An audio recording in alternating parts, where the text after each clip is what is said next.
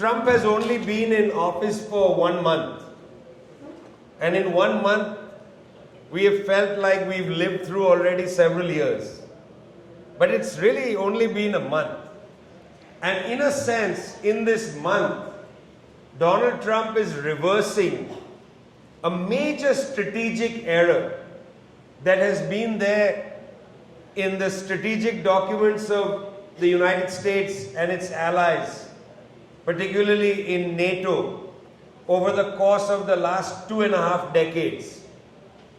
The major strategic error of the US and its NATO allies in the last 2.5 decades was to assume that there were two principal enemies of the United States and its allies, and they named the two enemies as China and Russia. This was an immense strategic error by the US ruling class and its European vassal states, because by going after China and Russia at the same time, the United States made the error of bringing China and Russia closer together. Indeed, in this period, Chinese and Russian inter-country trade has increased to the point that Russia is actually quite reliant on the Chinese boom economy. These two countries have effectively signed a set of treaties, including a strategic treaty, the so-called No Limits Partnership in 2022. In fact, in the No Limits Partnership, the reason it's called the No Limits Partnership is it says our relationship has no limits. That's a direct quote from the text. But it's not a military alliance. That's important to recognize. It's not like the North Atlantic Treaty, which is a military alliance, which has a clause in the treaty that says if one member of NATO is attacked, other members of NATO come to its defense. The Russian-Chinese No Limits Partnership actually has a limit, even though it's called a No Limits Partnership. It's not a military obligation. When Russia went to war in Ukraine, there was no obligation for China to enter the conflict. But still, it's called a No Limits Partnership. The fact that Russia and China, the two largest countries in different ways in Eurasia, have a No Limits Partnership is a major strategic blunder by the United States. The country with the largest land mass, Russia, and the country which until recently had the largest population, China, have a No Limits Partnership. This is for the United States a nightmare that these two countries have come so close together. And around that, because of this partnership between Russia and China, a whole group of global South countries have begun to orient themselves to Russia and China. In fact, this was such a strategic blunder that the United States began to see India drift away from its proximity to the US, because India has a very close relationship to Russia. And the India-Russia relationship meant that India was willing to set aside its problems with China in order not to subordinate itself to the United States. So this was a huge strategic blunder. By 2.5 decades at least of US strategic thinking, which united Obama, Trump #1, and very much so Biden. In fact, in Trump #1, we saw some hesitancy with this strategy. Trump began to say that maybe we should, as the United States, open up dialogue with the Russians. And for that, he was called an agent of Russian disinformation by the US elites, which has committed itself to trying to weaken both Russia and China at the same time. I'll come back to this term weaken.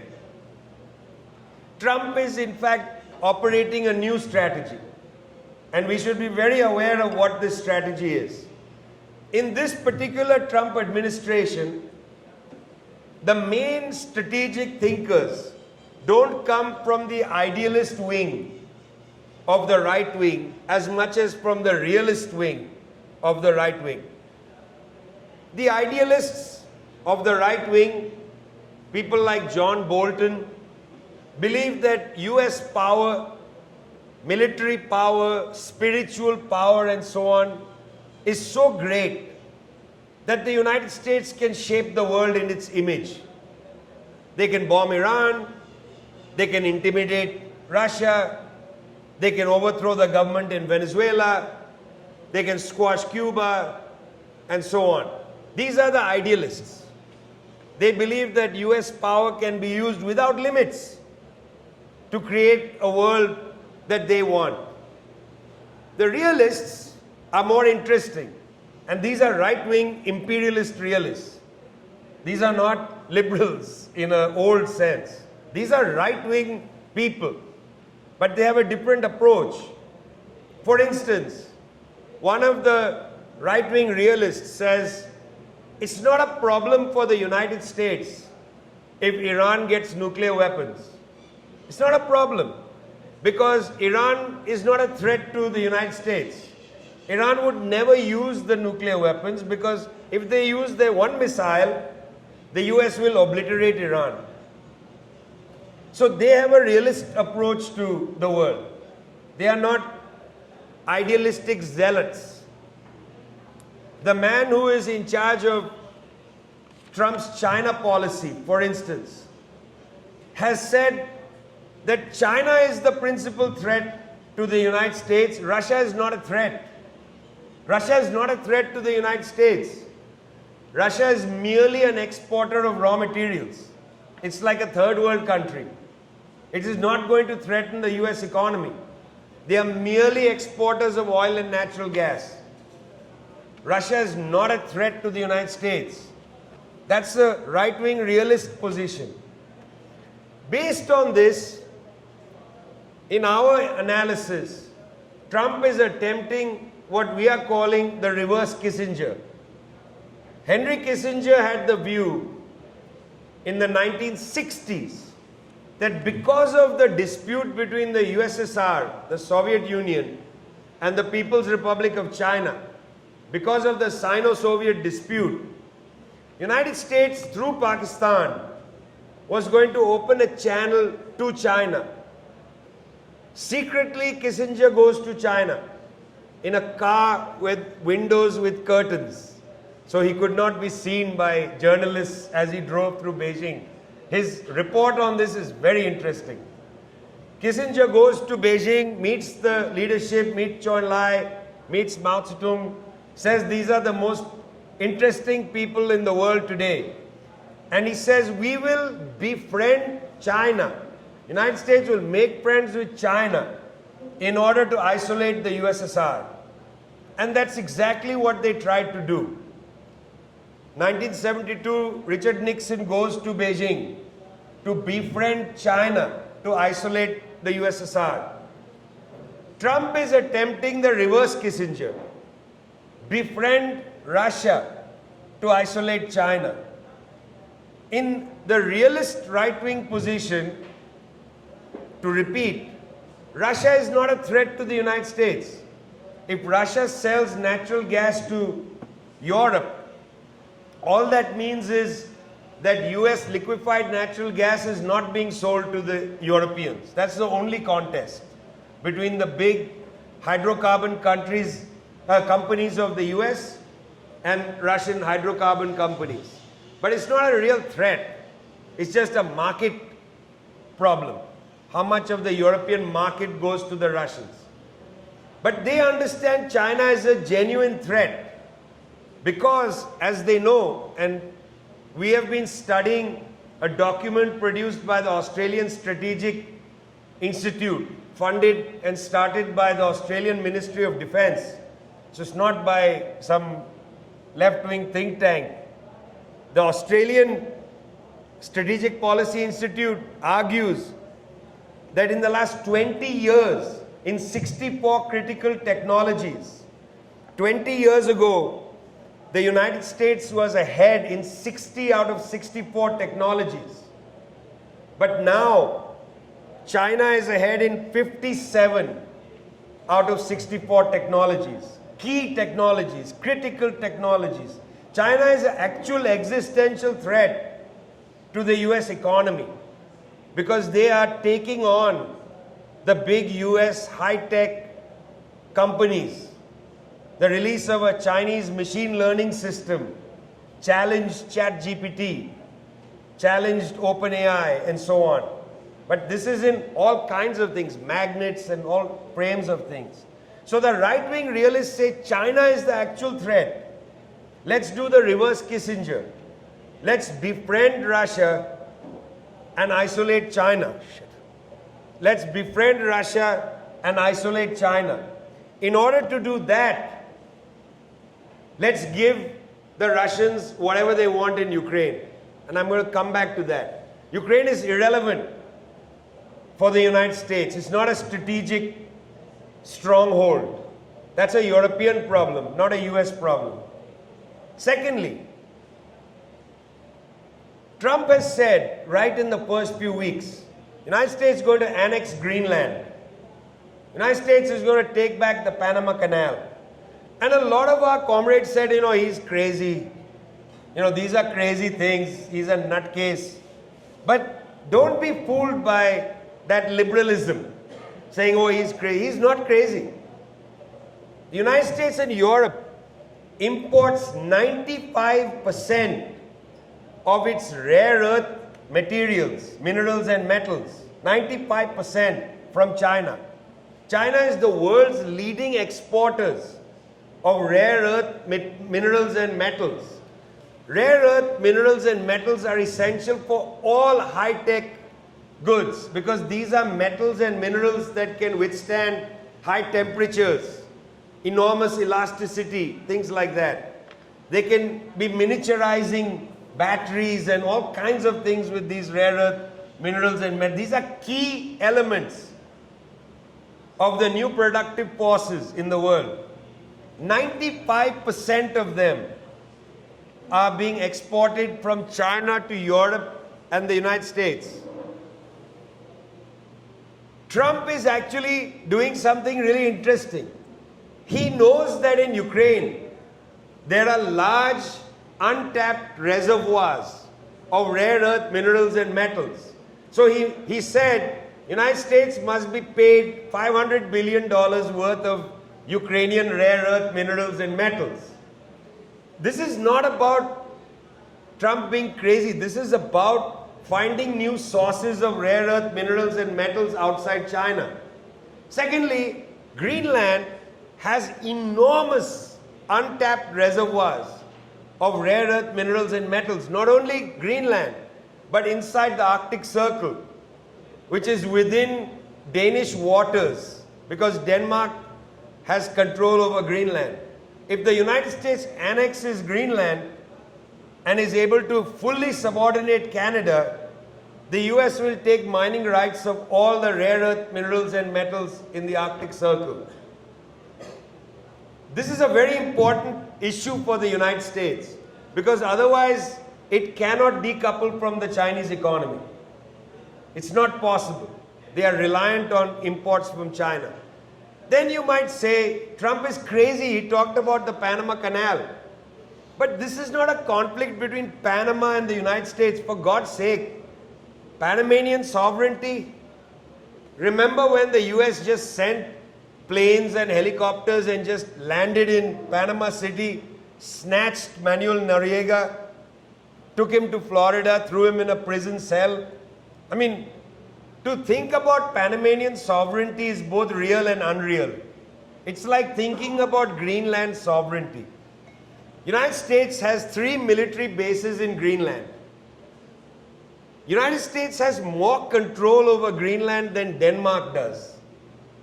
So when we think about, they are going to annex Greenland or they are going to annex Panama, don't fool yourself. They have already annexed these places. Panama is already very much under the US orbit. Remember, during the squeeze on Venezuela, Which was the first airline that stopped flying to Venezuela? Copa. So many of us land in Panama from Venezuela and there's an American standing there with a Panamanian official asking to talk to you. They take you aside and say, why did you go to Venezuela? And there's an American official with them. What sovereignty of Panama? I know that we want to argue the sovereignty of Panama, but let's also not exaggerate how much of our world has already been annexed by the United States. Trump is just articulating publicly what is in fact, or rather the de facto situation on the ground. Thirdly, on this rationality of Trump, his defense secretary, Pete Hegseth, he has a certain kind of strange manner, a sort of 21st century John Wayne. You know, if anybody has watched John Wayne movies, Hegseth really reminds me of a sort of 21st century John Wayne.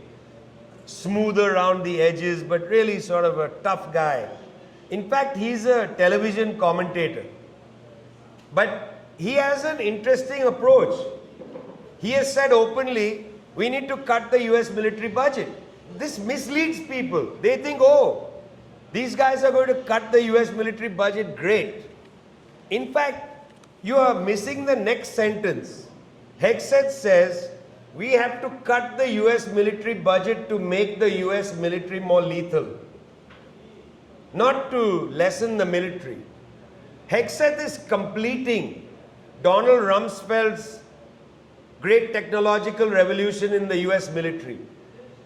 Rumsfeld, 20 years ago, couldn't complete the revolution of the US military because it was simply not technologically possible at the time.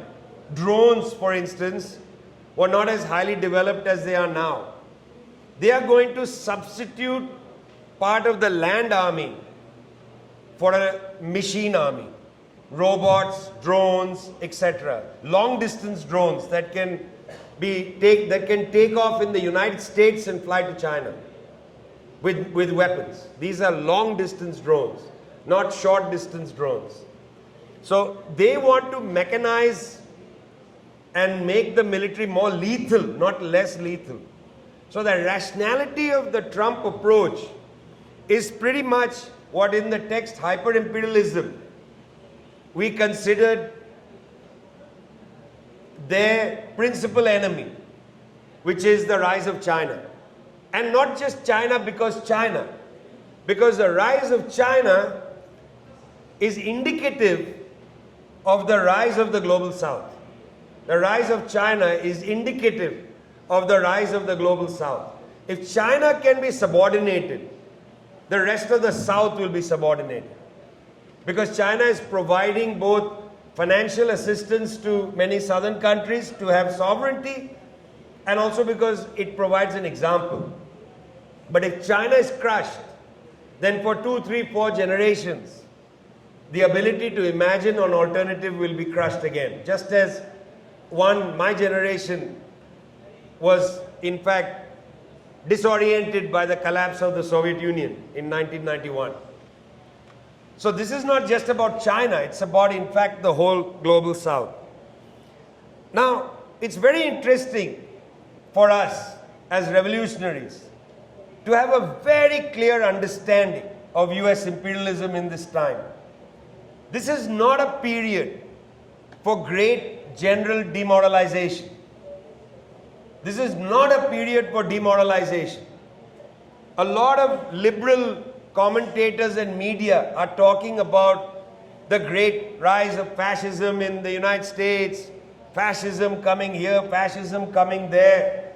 This demoralizes the class. This demoralizes our own people.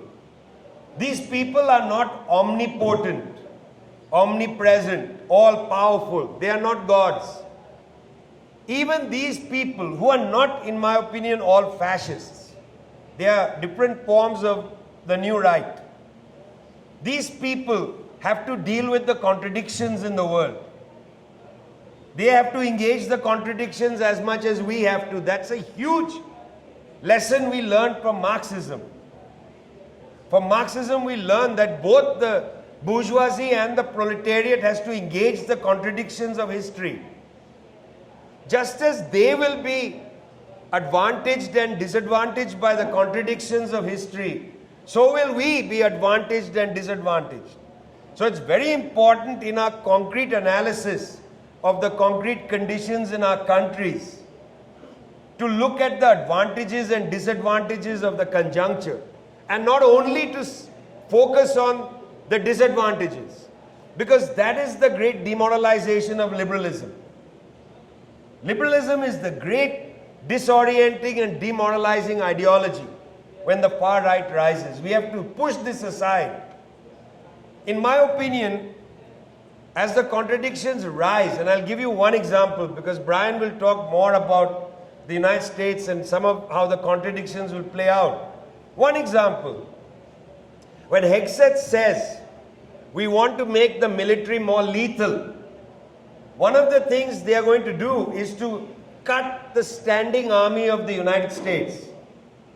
To cut the standing army means that guards at military bases in Germany, cooks in the commissary of the military base will lose their jobs. These are working class people from the United States that will go back to geographies of poverty in the US, and they will not find jobs.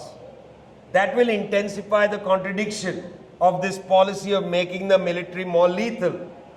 We have to focus on the contradictions so that we are not demoralized and scared of the far right. There's nothing scary about them. We will fight them. And the reason we know we have to fight them is that as the quantity of our struggles increases around the world, as the quantity of struggles increases, for instance, the popular coup d'etats in the Sahel, matched by a relatively center-left government in Senegal, a centrist government in Ghana, a center-left government in Sri Lanka, as the quantity of our struggles increases, and as the quantity of our comrades in government increases, the quality of our struggles will increase. We can't judge our struggles and their quality based on the current condition.